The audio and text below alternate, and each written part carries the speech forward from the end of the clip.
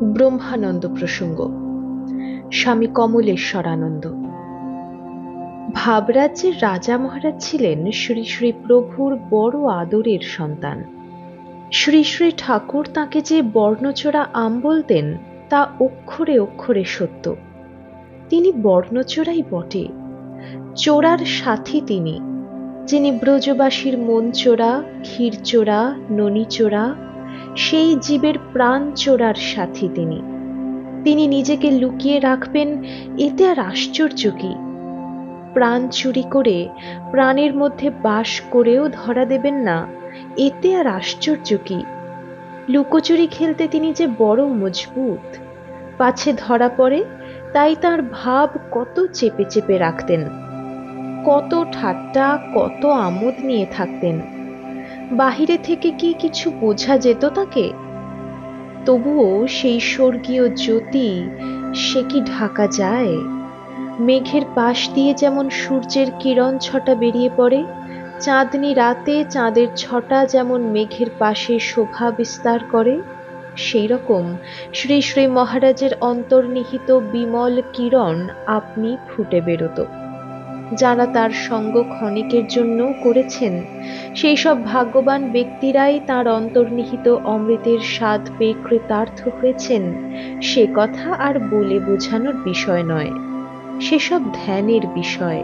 তিনি ধ্যান মঙ্গল পুরুষ ছিলেন। তার লীলা ধ্যান করলে আমাদের মঙ্গল। এত বড় মঠ মিশনের একচ্ছত্র সম্রাট, কিন্তু তিনি কিনা সামান্য ফষ্টি নষ্টি আমোদ প্রমোদ নিয়ে দিন কাটাচ্ছেন। এ রহস্য, এ তত্ত্ব কে বুঝবে? বোঝা তো যায় না। বোঝাবুঝির পারের মানুষের তত্ত্ব বুঝতে যাওয়াই বাতুলতা। কেবল ধ্যানের বিষয় তিনি। তাকে ধ্যান করলে আমাদের কল্যাণ, পরম কল্যাণ, ঐহিক কল্যাণ, পারত্রিক কল্যাণ। স্বামীজি মহারাজ বুঝেছিলেন বলেই তো বলতেন, ও আমাদের রাজা মহারাজ। তাই তো যত আবদার তার মহারাজের উপর ছিল, সবচেয়ে বেশি আবদার। পূজ্যপাদ স্বামীজি তাই তো বলতেন, যদি সবাই আমায় ছাড়ে, রাজা আমায় স্থান দেবে। যত জোর কি মহারাজের ওপর ছিল তাঁর। পত্রে লিখতেন, অভিন্ন হৃদয়েষু। বুঝতেন পূজনীয় শশী মহারাজ। তাই মহারাজ মাদ্রাজে অবস্থানকালে যখন দুই একদিনের জন্য একটু গম্ভীরভাবে শশী মহারাজের সঙ্গে ব্যবহার করেছিলেন, তখন তিনি তল্পি গুটিয়ে শ্রী শ্রী মহারাজের পাদপদ্মে প্রণত হয়ে বিদায় নিতে যাচ্ছিলেন। সেই সময় মহারাজ হেসে বললেন, কি শশী ভায়া, কি খবর? পূজনীয় শশী মহারাজ আর নিজেকে সামলাতে না পেরে বলে ফেললেন, রাজা, তুমি কি বোকা? তুমি কি জানো না তোমার প্রশ্বাসে শত শশী ভেসে যায়? তুমি কিনা আমার উপর রাগ করো? সেসব কথা তো আমরা বুঝি না, বুঝবার সাহস রাখি এমন ধৃষ্টতাও হৃদয়ে স্থান দিই না। প্রভুর বড় আদরের ছেলে ছিলেন তিনি। তার মর্যাদা আমরা কি বুঝি? প্রভু সতত তাঁর সঙ্গে, সঙ্গে শুধু নয়, প্রভু তাঁর মূর্তিতে এই সঙ্গে বিরাজমান ছিলেন। তাঁর দর্শনে প্রভুর দর্শন। এ সকল আমার মনের কল্পনা নয়, প্রলাপ নয়।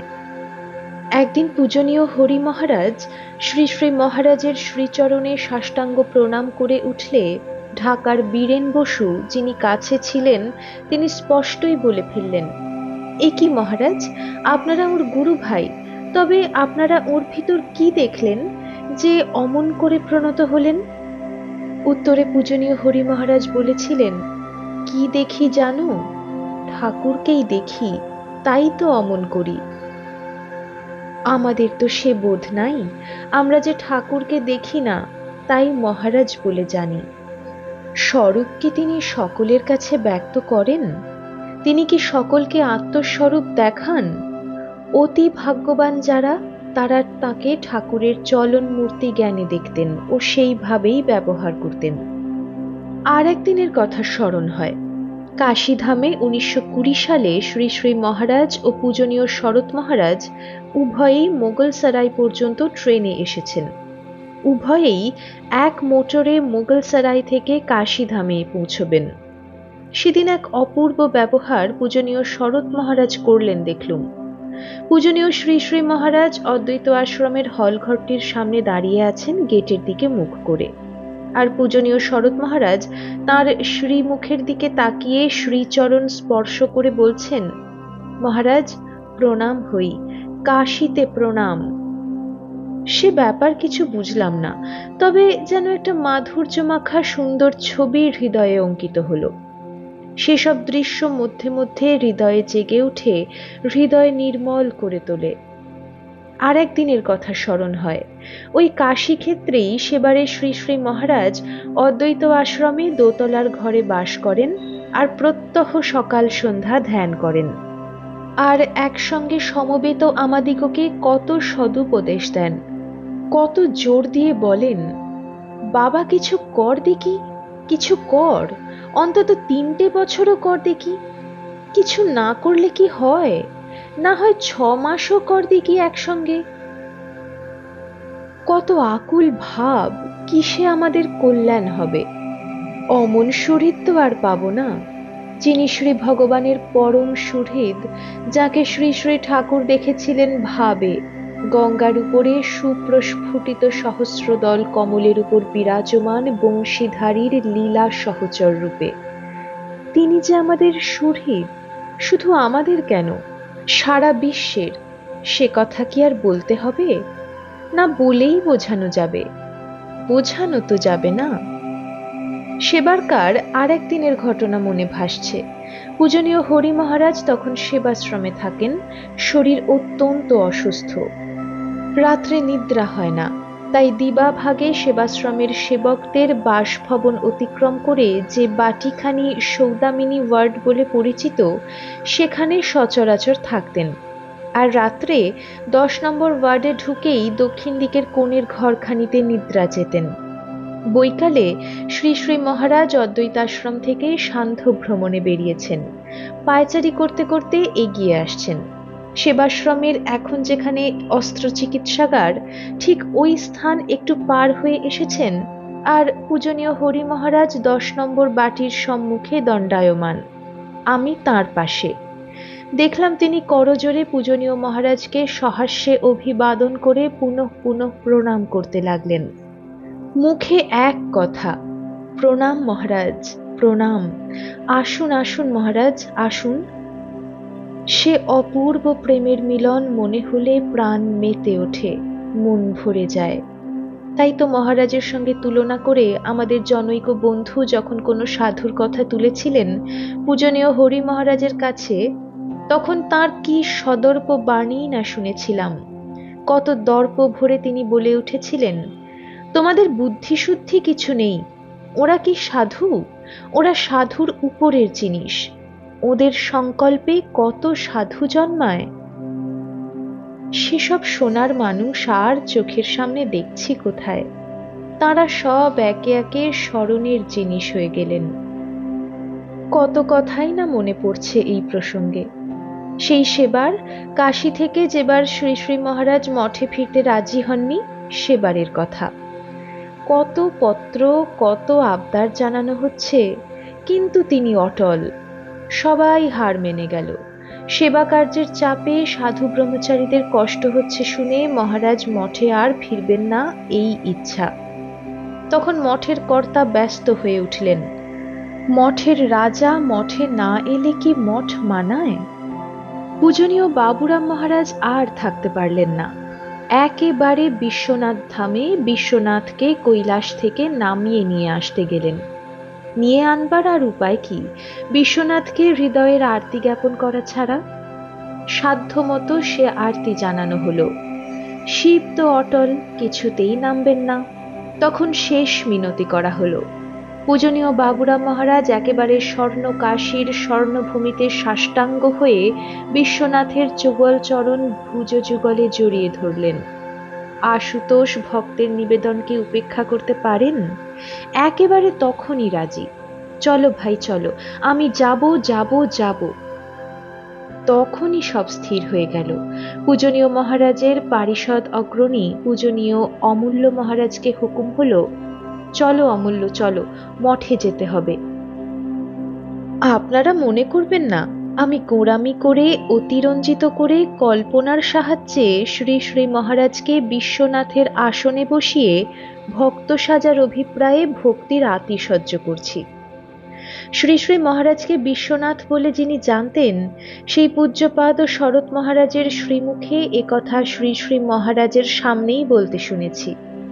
একদিন পায়ে বাতের বেদনায় বড় কাতর হয়ে পূজনীয় শরৎ মহারাজ যখন শ্রীমন্দিরে বিশ্বনাথ দর্শনে যেতে পারেননি, তখন ধীরে ধীরে নিজ বাস হতে অর্থাৎ কিরণবাবুর বাটি হতে এসে অদ্বৈত আশ্রমে শ্রী শ্রী মহারাজের শ্রীনিকেতনে প্রবেশ করে ঠিক ওই কথা বলেছিলেন, মহারাজ আজ বাত বেড়েছে বলে বিশ্বনাথ দর্শনে যেতে পারিনি, তাই তোমায় দেখতে এলুম। এখনো যেন আমার সেই মধুর গম্ভীর বাণী মনে পড়ছে। আর শ্রী শ্রী মহারাজ নীরব ভাষায় ইঙ্গিতে বললেন, বসো ভাই বসো। সেবারকার আর একদিনের ঘটনা বলি। শ্রী শ্রী ঠাকুরের শ্রীমূর্তিখানির বদলে নূতন মূর্তি বা নূতন পট স্থাপন হবে। যোগীরাজ তাঁর স্বাভাবিক ক্রিয়াকাণ্ডগুলি নিয়ে ব্যস্ত। শ্রী শ্রী ঠাকুরের অভিষেক হচ্ছে। এমন সময় আমাদের মহারাজ সপারিষদ সেখানে উপস্থিত। আমার উপর রুদ্রাধ্যায় পড়ার আদেশ হয়েছে। পারি আর না পারি, ভালো লাগে তাই তারস্বরে রুদ্রাধ্যায় পড়ছি। এমন সময় মহারাজের আদেশে কীর্তন আরম্ভ হলো। সেখানে পূজনীয় নীরদ মহারাজ, বরদানন্দ, জ্ঞানেশ্বর প্রভৃতি সব বড় বড় গাইয়ে উপস্থিত। পূজনীয় হরি মহারাজও সেখানে ছিলেন। সবাই গান ধরেছে, কিন্তু শ্রী মহারাজের তাতে তেমন তৃপ্তি হচ্ছে না। তাই সহসা দেখলুম সেই শ্রীমূর্তি তাঁর সেই প্রশান্ত চিরগম্ভীর সুস্মিত বদন, সেই বিশাল বক্ষ, বিশাল নেত্র, বিশাল উন্নত কলেবর নিয়ে আবেগ ভরে লম্ফ প্রদান করত নৃত্য আরম্ভ করলেন। নটরাজ সধামে কি এমনই উদ্দাম নৃত্য করে থাকেন? তারপর যা হলো মুখে বলা যায় না। আনন্দের কুল কিনারা নেই, থই থই করছে আনন্দ, সবাই সে আনন্দে গড়গড়। এত আনন্দ যে পূজনীয় হরি মহারাজ, যার চলবার সামর্থ্য নেই, তিনিও হাত নেড়ে শরীর কাঁপিয়ে নৃত্যানুকরণ করতে লাগলেন। এই ঘটনার পর সেই দিন বৈকালে শ্রী শ্রী মহারাজকে দেখতে গেলুম। তিনি উপরের বারান্দায় নিজ কক্ষের সম্মুখে আসীন আছেন। আমি তার শ্রীচরণে প্রণত হয়ে সেই নিভৃতে যেমন বললুম, মহারাজ কি যে আনন্দ হয়েছিল আজ, কি আর বলবো। শুধু আজ নয়, আপনি যেদিন থেকে এসেছেন সেই দিন থেকে আনন্দের হাট বাজার বসে গেছে। আনন্দ তো আর ধরে না। সেই আনন্দময় মূর্তি স্বাভাবিক স্মিত বদনে আমার কথা সমর্থন করে বললেন, বাবা, চৈতন্যের উন্মেষ হলে অমনি আনন্দ হয়ে থাকে। কি যে চৈতন্য তা কি বুঝি, তবে আনন্দটুকু যে পাই তা তো অস্বীকার করবার জো নেই। তাঁর সামীপ্যে যে আনন্দ হতো একথা তার ভক্ত মাত্রেই জানেন। তিনি নীরব মানুষ, তার সব নীরব। কাছে গিয়ে ঘন্টার পর ঘন্টা কেটে যেত, কিন্তু উঠে আসতে পারা যেত না।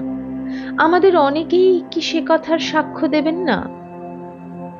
কিছু হচ্ছে না, কোনো উপদেশ মুখে নাই, বরং গল্পগুজব হাসি ঠাট্টা চলেছে, তবু তো ছেড়ে আসতে প্রাণ চাইত না।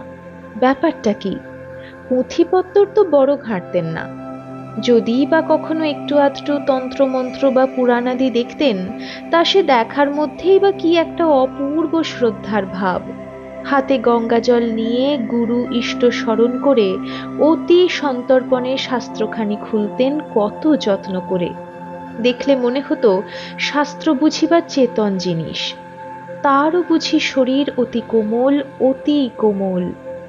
তবে সব জিনিস চেতন, এটা যে তিনি দেখতেন তা তাঁর শ্রীমুখে শোনবার সৌভাগ্য আমার হয়েছিল। একদিনের কথা মনে পড়ছে। তখন মঠে খুব যাতায়াত করি, আমার শরীরটা খারাপ। পূজনীয় মহারাজ আমায় একটা ওষুধ দেবেন ঠিক হলো। বাবুরাম মহারাজকে ডেকে বললেন, ভাই ওই গাছটার মূল ওকে দাও, আমি তো তুলতে পারবো না, সব চেতন দেখছি। তখন পূজনীয় হরি মহারাজ ও পূজনীয় বাবুরাম মহারাজ উভয়েই মঠে ছিলেন। এ ঘটনা ঘটেছিল গেটের পাশে যে পুষ্করিণীটি আছে সেইখানে দাঁড়িয়ে। আরো অনেক কিছু যে তিনি চেতন দেখতেন তা সময়ে সময়ে তাঁর শ্রীমুখ থেকে শোনা যেত। একবার ভুবনেশ্বরে জঙ্গলের দিকে বেড়াতে বেড়াতে যেমনি একটা পুষ্পিত বৃক্ষের সম্মুখীন হয়েছেন, অমনি দেখলেন সেখানে সেই বৃক্ষটি তাকে আহ্বান করে বলছে, আসুন আসুন, এই গন্ধ আঘ্রাণ করুন। এসব ভাবরাজ্যের কথা ভাবরাজ্যের রাজার ছেলের মুখেই শোভা পায়। তিনি কতবার উপদেশ দেবার সময় আমাদের বলেছেন, ওরে বাবা, এ একটা রাজত্ব আর সে একটা রাজত্ব, এই রাজত্বে থেকে সে রাজত্বের কথা বোঝা যায় না। এমনও শুনেছি তিনি বলেছিলেন, লোকে বলে নির্বিকল্প সমাধি শেষ কথা, কিন্তু আমার মনে হয় ওইখানেই ধর্মের অনুভূতির দ্বার উন্মুক্ত হলো। তারপর কত অনুভূতি করবে করো, অনন্ত অনন্ত, তার কি ইতি আছে? ভাবলে মন কোথায় অনন্তে লীন হয়ে যায়। মন বুদ্ধি একধারে পড়ে রইল, তবে তো সে রাজত্ব আরম্ভ হলো। মনের গণ্ডি কাটিয়ে উঠতেই বাই জন্মে যায়, তারপর তো অন্য কথা। এই অনন্তের কথা বলতে বলতে শ্রী শ্রী মহারাজ কাশীতে থাকাকালীন একদিন কি যে মেতে গিয়েছিলেন তার মুখে কি বলবো। তাকে ধ্যানের পর সেই প্রশান্ত গম্ভীর মূর্তিতে যিনি দেখবার সৌভাগ্য করেছেন তিনি জানেন সে মূর্তি কেমন। সে এক অপূর্ব দৃশ্য, যেন হিমালয়ের মতো শীতলতা নিয়ে উন্নত শিরে তিনি উপবিষ্ট, আর তার পাদদেশে আমরা বসে আছি আমাদের তৃষিত হৃদয় শান্ত করব এই আশায়। আমরা যেন সেই মহান বটবৃক্ষের মূলে সেই বিচিত্র পাদপের স্নিগ্ধ শীতল ছায়ায় বসে আছি, আর নীরব ভাষায় তিনি আমাদের দেহ প্রাণ জুড়িয়ে দিচ্ছেন। সেসব কথা স্মরণ হলে এখনো হৃদয় ভরে যায়। সেই অমৃতময় শ্রীমূর্তি ধ্যানস্থ, আর আমরা সেই অমৃতের সিন্ধুর তীরে অমৃত পানে পরিতৃপ্ত। সে দৃশ্য কি ভোলা যায়? সে যে প্রাণ জুড়ানো মূর্তি, প্রাণ অধিকার করে বসে আছেন। সুন্দরের কি সকলই সুন্দর? তাই তার মোহন স্মিত হাস্যটুকু মনে হলে মনে হয় এমন সুমধুর হাস্যও দেখিনি। সেই নিজের আসনে বসে একটু একটু ধূমপান করছেন, আর সময়ে সময়ে আত্মহারা ভাবে ভোলানাথ নাথ হয়তো শুধুই নলটি মধ্যে মধ্যে চুম্বন করছেন, এবং কি এক অজানা দেশে অজানা মানুষের সঙ্গে মত্ত হয়ে অজানা জিনিস উপভোগ করছেন। সেসব কথা স্মরণ হলে মন যে আমাদেরও সে দেশে ছুটে যায়। সে দেব ও মধুর ধ্যান ও মঙ্গল মূর্তি একবার হৃদয়ের ধ্যান ও নেত্রে আপনারা উপভোগ করে হৃদয়ের জ্বালা নিবারণ করুন। চির সন্তাপহর সেই মূর্তি, স্মরণ মঙ্গল সেই মূর্তি একবার স্মরণ করুন। স্মরণ মাত্রেই যে আমাদের হৃদয়ের সকল জ্বালা আপনা থেকে মিটে যায়। কত কথাই না মনে পড়ছে তার সম্বন্ধে। মনে পড়ছে উৎসবানন্দে তার শ্রীমূর্তিখানি, তার জন্মোৎসব এমনই দিনে, এই বসন্তের সমাগমে। কাশীধামে সেই তাঁর লীলা একবারকার মনে পড়ছে। পূজনীয় সুধীর মহারাজকে সাজিয়ে গুজিয়ে দাঁড় করিয়ে সবাই মিলে জ্ঞানেশ্বরাদি গান ধরেছে, আরতি করছে। পূজনীয় সুধীর মহারাজ স্থির হয়ে দাঁড়িয়ে আছেন, আর তিনি দ্বিতলের বারান্দায় দাঁড়িয়ে কত আনন্দে, কত রহস্যপূর্ণ কথায় আমাদের আনন্দে পাগল করে তুলছেন। সেসব কি ভোলা যায়? ভোলানাথের সব ভুল হয় বটে, কিন্তু ভক্তকে কৃপাদানে কখনো বিস্মৃতি দেখিনি। যখনই গেছি তখনই কত আনন্দ দানে পরিপূর্ণ করে দিয়েছেন। প্রত্যহ অতি প্রত্যুষে উঠে সেই মধুর রবে কখনো গোবিন্দ মধুসূদন, কখনো শ্রী দুর্গা বলে আনন্দ করছেন। জাগনেওয়ালা জাগো, সুননেওয়ালা সুনো বলে কি অমৃত বর্ষণ করছেন। মনে হয় এখনো তেমনি করে বুঝে তিনি সেই লীলা করছেন। ঋষিকৃষ্ণের অর্থাৎ যিশুর সেই বাণী মনে জাগে, He that hath ears to hear, let him hear. কান থেকেও যে আমাদের কান নেই, তাই তো তাঁর বাণী শুনেও শুনি না। তিনি তো আমাদের জাগাবার জন্যে সদা উদ্গ্রীব ছিলেন, কিন্তু আমরা জাগি কই? তবে আজ তো আর না জেগে উপায় নেই। তিনি যে জাগাবেনই স্থির করেছেন, আজ তো জাগাবেনই। তখন মনে ভাবতুম, বুঝি মহারাজের সেজেগুজে আমোদ করার বাসনা হয়েছে, তাই শুভ জন্মতিথি বাসরে অত সেজেছেন, ফুলো সাজে সেজেছেন। তিনি তো সাজবেনই, বলরামের লীলার সাথী একটু সাজলেনই বা, ক্ষতি কি? কিন্তু আমাদের কল্যাণের জন্যই যে সাজছেন, তা কি বুঝেছিলাম? না এখনো বুঝি। তবে এইটুকু বুঝি যে সেই শ্রীমূর্তিতে আমাদের হৃদয় পটে আরূঢ় হয়ে আমাদের ধ্যানের সহায়তা করবেন বলেই ওই সাজে সজ্জিত হতেন। দেবতাদেরও তো শৃঙ্গার বেশ হয়, তিনি কি দেবতাদের চেয়ে কম? আমাদের হৃদয়ের দেবতা তো তাঁরাই ছিলেন। আসুন, আজ এই মধুর মিলনের দিনে আমরা আমাদের হৃদয়ের দেবতাকে হৃদয়ে রেখে একবার প্রাণ জুড়াই, প্রাণ শীতল করি।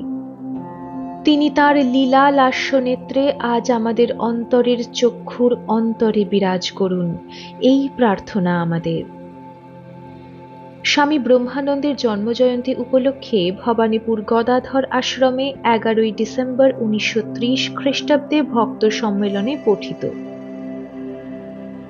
স্বামী কমলেশ্বরানন্দ মহারাজ লিখছেন, মহারাজ বললেন, পাখিটা মাস্তুল ছেড়ে এদিক ওদিক ঘুরে বেড়ায়, তারপরে মাস্তুল সার করে। মহামায়া সব জায়গায় ঢুকে আছেন, মায়ে সাধুর কৌপিনের মধ্যে গেরুয়া কাপড়ের ভিতর পর্যন্ত। তিনি 5 রকম জিনিসে আমাদের ভুলিয়ে রেখেছেন, মান যশ ইত্যাদি।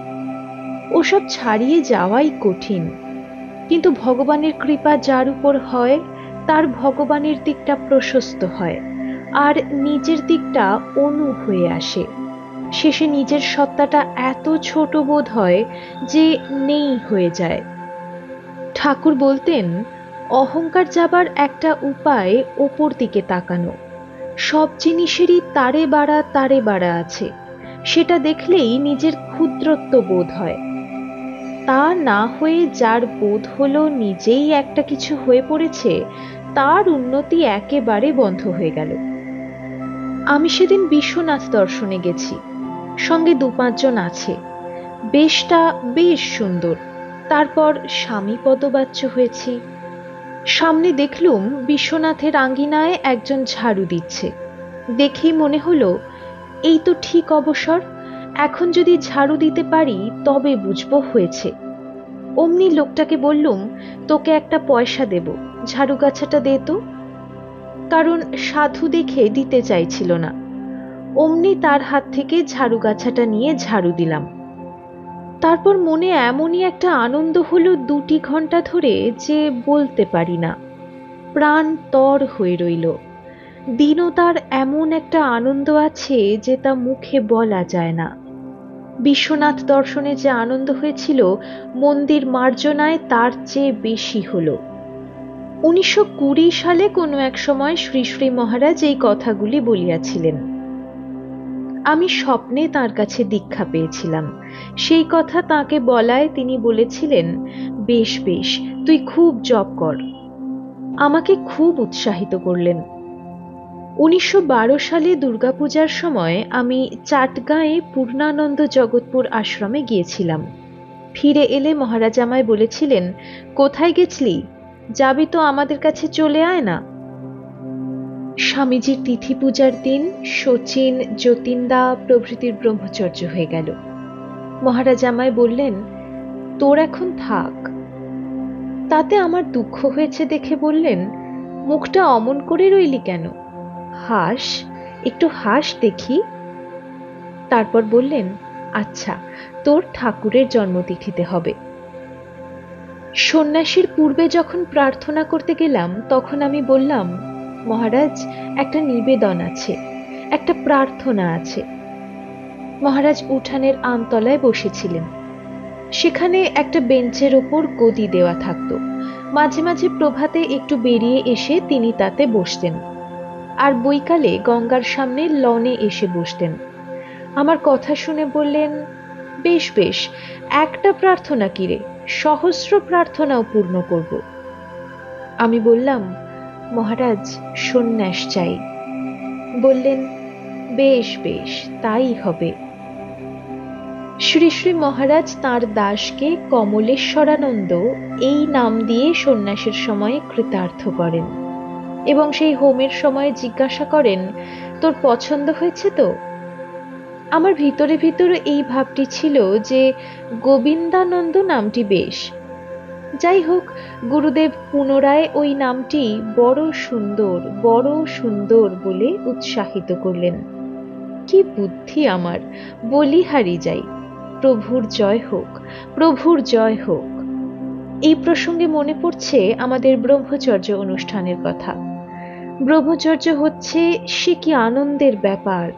শ্রী শ্রী মহারাজ উত্তর মুখে আসীন, পাশে অন্যান্য সব মহারাজরা, তন্মধ্যে শ্রী শ্রী বাবুরাম মহারাজ, শ্রী শ্রী মহাপুরুষ মহারাজ ও শ্রী শ্রী শরৎ মহারাজ প্রভৃতি আছেন। আর শ্রী শ্রী মহারাজ পূজনীয় রামকৃষ্ণানন্দের সেই ওং ব্রহ্মচর্য ব্রত সূত্রাণি পড়ছেন।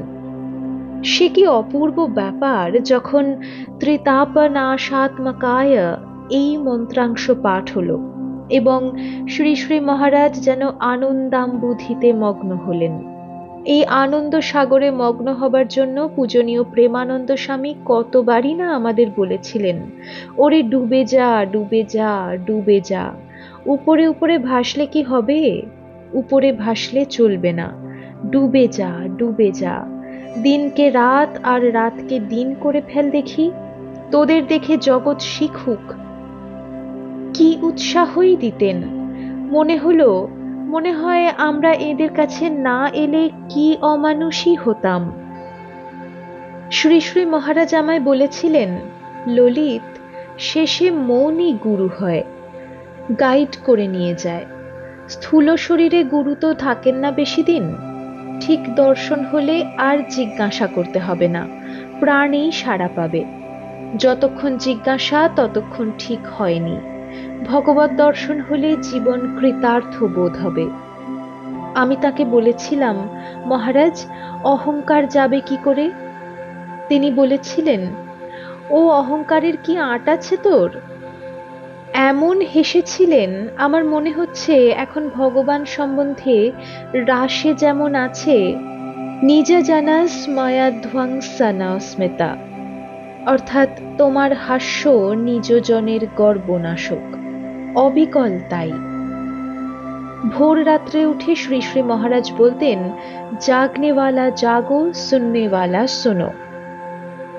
একদিন ধ্যান করে উঠে মহারাজ বলেছিলেন, দেখ ললিত, ঠাকুর সময় সময় পঞ্চবটিতে মধুর বংশী ধ্বনি শুনতে পেতেন। আমার দেখে মনে হয়েছিল যেন মহারাজ স্বয়ং তখন ওই ধ্বনি শুনছেন। বললেন, দেখ, যাহা আছে ভাণ্ডে তাহাই ব্রহ্মাণ্ডে। এইরকম বাহিরে যেমন নদ নদী পাহাড় অবিকল, তেমনি সব ভিতরেই আছে।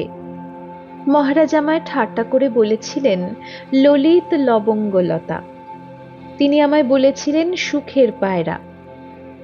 পরেশ মহারাজ ও আমি অযোধ্যা থেকে ফিরে প্রাতে কাশীতে অদ্বৈত আশ্রমে তাঁর কাছে দেখা করতে গিয়েছিলাম। তিনি বললেন, তুই ওইখানে একটা মঠ কর তো বাবা। বারবার ওই কথা বলেছিলেন। একদিন যখন মহেশবাবুর টোলে পড়তে যাব, আহার আদি সম্বন্ধে নিজে থেকে নির্দেশ দিয়েছিলেন, মাখন খাবি, ঘি খাবি, দুধ খাবি।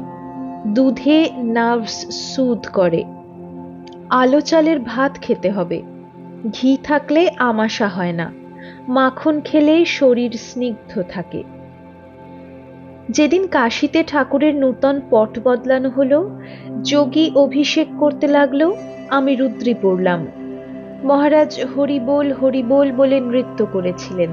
সেদিন বৈকালে একান্তে পেয়ে বলেছিলাম, আপনি আশাতে দুই আশ্রম আনন্দের স্রোতে ভাসছে।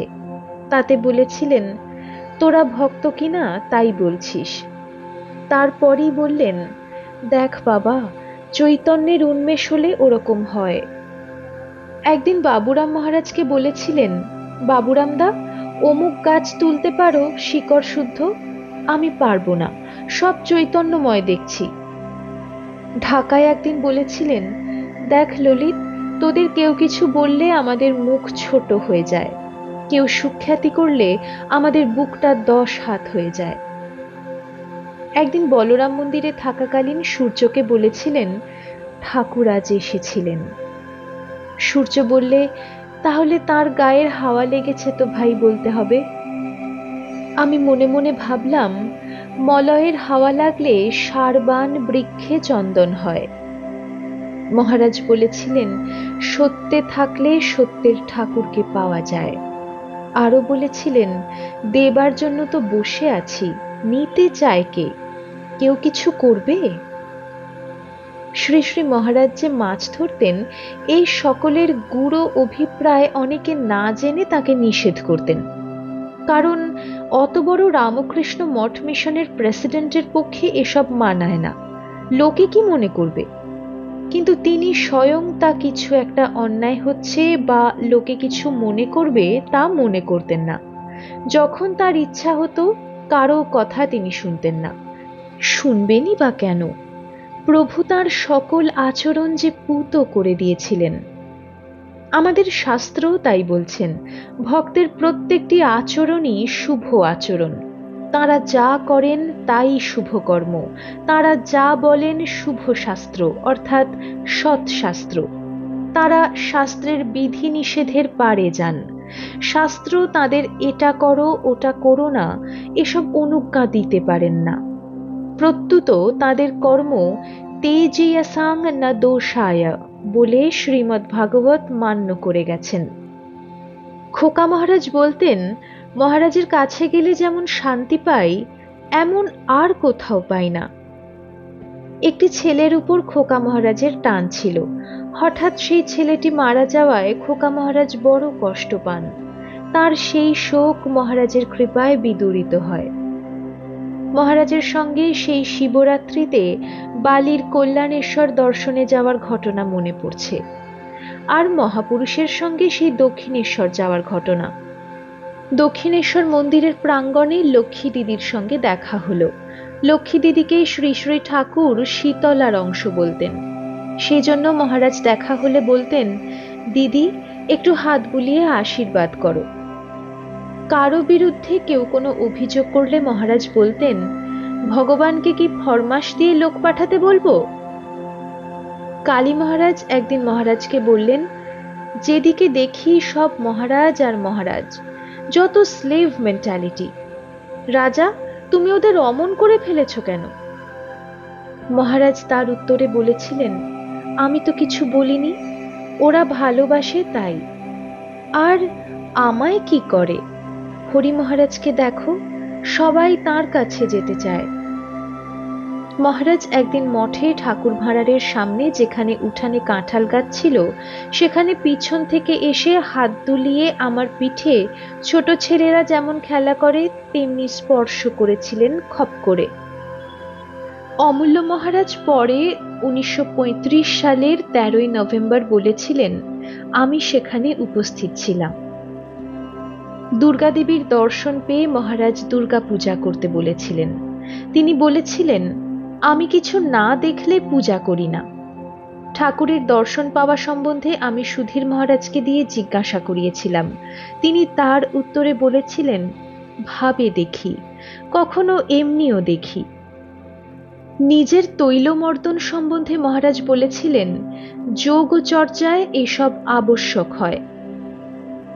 তিনি আমায় যোগ শেখাবেন বলেছিলেন। পরে বলেছিলেন, শহরের আবহাওয়া ভালো নয়। মহারাজ বলতেন, দক্ষিণ দেশে গিয়ে ইচ্ছা হয়েছিল যে গঙ্গা জল ও মহাপ্রসাদ খাইয়ে সব হিন্দু ধর্মে ফিরিয়ে আনি। মহারাজ বলতেন, সময় নষ্ট করিসনি, সময় নষ্ট করিসনি, লেগে পড় দেখি একবার। মহারাজ প্রত্যহ ফিজিক্যাল এক্সারসাইজ করতেন। ঘরে আয়না ছিল, রাত্রে ছোট বাতি জ্বালা হতো। সাধারণের বসবার জন্য একটা কার্পেট পাতা থাকতো। 2টি খাট ছিল, শোবার আর বসবার। তাকে দেখলে অনেকে সময়ে উন্মনা বলে মনে করত। মহারাজ কোনো জিনিস ফেলা ছড়া পছন্দ করতেন না, সব জমিয়ে রাখতেন। তার উদ্দেশ্য ছিল যে লক্ষ্মী স্বয়ং আসছেন, তাকে কি ছাড়তে আছে। টাকা পয়সা খরচের ব্যাপারে খুব হিসেবি ছিলেন। এ বিষয়ে ঠাকুরের সঙ্গে তার সাদৃশ্য ছিল। মহারাজ বলতেন, কখনো কখনো দেখি অনেকের লক্ষণ হয়তো ভালো, তারপর দেখলুম সব ভেস্তে গেল। আবার দেখেছি লক্ষণ হয়তো খারাপ, কিন্তু ভগবানের কৃপায় উঠে গেল। তোদের হাউইয়ের মতো হু হু করে উঠতে হবে। একবার মহারাজকে বলেছিলাম, মহারাজ আপনি আমাদের সম্বন্ধে ইনডিফারেন্ট। তাই শুনে বললেন, সে কি বাবা, তোরা এসে জিজ্ঞাসা করেছিস আর আমি বলিনি, এমন কি কখনো হয়েছে? আহা, সেই মধুর মূর্তি মনে পড়ছে, আর সেই সকরুণ দৃষ্টি। কাশিতে পড়তে যাব। তিনি বললেন, বেশ বেশ, কিন্তু ওখানে গিয়ে একটু দুধ খাবি, একটু ঘি খাবি বাবা। ঘি না খেলে আম হয় পেটে। দুধ খাবি, দুধ খেলেই ব্রেন ভালো থাকে। পুনঃ পুনঃ এ কথা সে কথার পর ওই এক কথা, ক্রমাগত এই চলেছে। বলরাম মন্দিরে ওই কথা হলো। বড় ঘরে ঢুকেই প্রথম দরজার সামনে আমি যখন যাব, মহারাজ বলরাম মন্দিরে নিতাই বাবুর ঘরের সামনে বসে খাচ্ছেন। আমি যেমন বললাম, মহারাজ তবে আমি আজ আসি, অমনি মহারাজ একটা আম একটু মুখে দিয়ে আমায় খেতে দিলেন। সে পিতার ন্যায় পুত্র বাৎসল্য মনে হলে প্রাণ অধীর হয়। কথা কইতে কইতে তার গায়ে পানের পিক পড়ে গেল। আমি জল দিয়ে ধুয়ে দিলাম। তিনি কিন্তু একটা কথাও বললেন না। শ্রী শ্রী মহারাজ বলতেন, তেমন তেমন ভাব এলে চাপাই মুশকিল, দিলে নেবে কে রাখবে কে, যোগক্ষেমং ওয়াহাম্যহম। যে অপ্রাপ্তের প্রাপ্তিরূপ যোগ হচ্ছে জ্ঞান বিজ্ঞান, আর তার পরিরক্ষণ হচ্ছে ক্ষেম। জ্ঞান ভক্তি ভগবানের কৃপায় পাওয়া যায়, আর ভগবানের কৃপায় তিনি নিজেই উহা রক্ষা করেন। না, রক্ষা নয়, তিনি নিজে বহন করেন, মাথায় বহন করে ভক্তের নিকট এসে হাজির হন। একবার বেলুড়ে শ্রী শ্রী ঠাকুরের শ্রীপটখানি অস্পষ্ট হয়ে যাওয়ায় তার মূর্তি নবকলেবর হবে স্থির হয়। অতঃপর সেই নবকলেবরের যখন অভিষেকাদি হল, তখন পূজারী লক্ষণ মহারাজ এবং তন্ত্রধারক এই শ্রীমান কমলেশ্বরানন্দ নূতন পট পূজার জন্য অভিষেক করবার সময় ভুবনেশ্বর মঠের কর্মাধ্যক্ষ বলাই মহারাজের গায়ে একটা কাটা ফতুয়া জামা দেখে মহারাজ বললেন, ও কি রে, ওটা ছেড়ে আয়, ঠাকুরের জোগাড় দিচ্ছিস, ওরকম জামা পরে কেন? এই প্রসঙ্গে আরো মনে পড়ছে, তিনি অতি ছোটখাটো ব্যাপারেও, বিশেষ করে শ্রী শ্রী ঠাকুর সংক্রান্ত বিষয়ে সাত্ত্বিক ও সদাচার পছন্দ করতেন। একবার শ্রী শ্রী ঠাকুরের ভোগের বাসনের নিকট কে মুখ ধুচ্ছে, তিনি সেইখানে পাদচারণা করছেন। হঠাৎ বলে উঠলেন, ও কি রে, ওখানে ঠাকুরের বাসন রয়েছে, অমন করে মুখ ধুচ্ছিস? যদি তোর মুখের জলের ছিটে ওতে লাগে, সাবধান, অমন করিসনি, আমার বাপু বড় ভয় করে। এই প্রসঙ্গে আরো মনে পড়ছে, একবার মঠে খাবার চাল এসেছে নৌকা করে, মঠের ঘাটে ওই চাল নেমেছে। নিয়ে যাবার সময়ে ওই চালের কয়েকটি দানা মঠের প্রাঙ্গণের সম্মুখে বারান্দায় পড়ে আছে। শ্রী শ্রী মহারাজ নেমে এসে সেগুলি দেখে কাকে বললেন, ওরে, ওগুলো ওখান থেকে তুলে নে, মা লক্ষ্মীর ওপর দিয়ে অমন করে মারিয়ে যেতে নেই। এই প্রসঙ্গে আরো অনেক ঘটনা মনে পড়ছে, যা তার সদাচারের পরিচয় দেবে। 1912 সালে যখন শ্রী শ্রী মহারাজ কনখলে যাচ্ছিলেন, সঙ্গে পূজনীয় রামলাল দাদা ছিলেন। পূজনীয় মহারাজ রামলাল দাদাকে বড় ভালোবাসতেন। তার কারণও ছিল, শ্রী শ্রী ঠাকুরের কাছে যখন শ্রী শ্রী মহারাজ প্রথম যান, তখন রামলাল দাদাই তাকে সঙ্গে করে ঠাকুরের ঘরে ঠাকুরের কাছে হাজির করেছিলেন।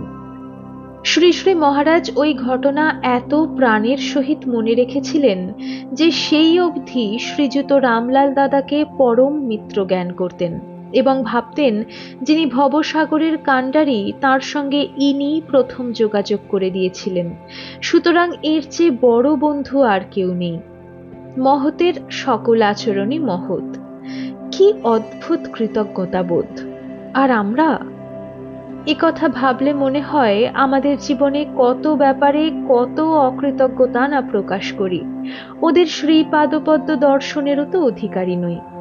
তথাপি জানি না কোন ভাগ্যবশত তাদের শ্রীপাদপদ্মে উপস্থিত হওয়ার সৌভাগ্য হয়েছিল, এবং শুধু তাই নয়, তাদের সঙ্গে বাস করার, তাদের লোকে বাস করার সৌভাগ্য হয়েছিল। শাস্ত্রে সত্যলোকের যে বর্ণনা দেখি তাতে বলে, যেখানে সত্যাশ্রয়ী মহাপুরুষগণ বাস করেন তাই সত্যলোক।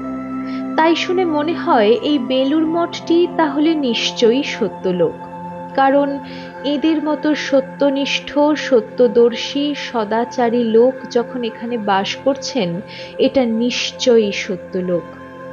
তবে আমার ক্ষুদ্র বুদ্ধিতে একথা বলা ও বুঝিয়ে বলার অপেক্ষা এ বিষয়ে শ্রী শ্রী মহারাজের শ্রীমুখে যা শুনেছি তাই এখন বলি। তিনি স্বয়ং শ্রীমুখে কতবার বলেছেন, আহা আহা, এ স্থান কৈলাস, কৈলাস। এখানে গুরু গঙ্গা একসঙ্গে রয়েছেন, এখানে স্বামীজি দেহ রেখেছেন। এ স্থান বৈকুণ্ঠ, দেব দুর্লভ স্থান। অবশ্য অত তখন বুঝিনি, এখনো যে বুঝি তা নয়, তবে মনে হয় এ স্থান যে অতি পবিত্র তা নিঃসন্দেহ। মহাত্মারা যে স্থানে থাকেন সেই স্থান যে পবিত্র একথা বলাই বাহুল্য। মহারাজ প্রাতে ধ্যান করে উঠে যখন আমাদের কিছু সদুপদেশ দিতেন, তখনই এসব বাণী তার শ্রীমুখ থেকে শুনতাম, কিন্তু বুদ্ধির স্বল্পতাবশত কিছু বুঝতাম না। শুনতে পাই স্বামীজি নাকি মহারাজের বারান্দার পরে ভিজিটার্স রুমের উপর যে গোল বারান্দা আছে সেই স্থান থেকে দাঁড়িয়ে বলতেন, ওই স্থানে যে মাধুর্যময় দৃশ্য তা তিনি এত জায়গা পরিভ্রমণ করে এসেছেন কিন্তু কোথাও পাননি। মঠের মধ্যে আরেকটি স্থান মহারাজ বড় ভালোবাসতেন, সেটি হচ্ছে স্বামীজির মন্দিরে যে দীর্ঘ সরলাকার দেবদারু পাদপ শ্রেণী আছে সেই স্থানটি। স্বামীজি অনেক সময় সানন্দে ধূমপান করতে করতে ওই স্থানে পাদচারণা করতেন, এবং একদিন শ্রী শ্রী মহারাজকে বলেছিলেন, রাজা, আমায় এখানে একটু জায়গা দিতে পারিস? মহারাজ তার উত্তরে বলেছিলেন, ভাই, তোমারই তো সব, তোমায় আবার জায়গা দেব কি? কিন্তু স্বামীজির ভাব ছিল যে মঠটি যখন ট্রাস্ট ডিড করে তাঁদের নামে দিয়েছেন তখন ওটা তো আর তাঁর নয়, সুতরাং ওই স্থানটিতে কিছু করতে হলে ট্রাস্টিগণের অনুমতি ব্যতীত কিছু করা সম্ভব নয়। একদিন কয়েকটি লোক ঠাকুরের দাঁড়ানো অবস্থায় ছবিতে যে এক হাতের 2 আঙুল ঊর্ধ্ব দিকে আর অপর হাতের 3 আঙুল অধোদেশে নির্দেশ আছে তার অর্থ জানতে চাওয়ায় তিনি বললেন, সবেরই একটা ভাব নিতে হয়। ওর মানে প্রকৃতি পুরুষ ও ত্রিগুণ এরূপ একটা হবে। তার সমাধি অবস্থায় স্বভাবতই এরূপ নানা রকম মুদ্রা দেখতে পাওয়া যেত। তার কথা, যেখানেই থাকো ভগবানকে নিয়ে থেকো, বাপ মাকে সেবা দ্বারা প্রসন্ন করলে ভগবান তুষ্ট হন। পূজনীয় মহারাজ অলৌকিকভাবে দেহ রক্ষার পূর্বে যে রাত্রে নানা উপলব্ধির কথা বলেন, আমি ও অমৃতেশ্বরানন্দ বাগবাজারে জ্ঞান মহারাজ যে একটি স্থান করেছিলেন সেখানে রাত্রি যাপন করি। তারপরে 2-1 দিনের মধ্যেই মহারাজের স্থূল শরীর চলে যায়। এসবের একটা গূঢ় অর্থ আছে। শ্রী রামকৃষ্ণ পরিকর প্রসঙ্গ, স্বামী কমলেশ্বরানন্দ। প্রকাশক শ্রী তারকনাথ মজুমদার, কলকাতা।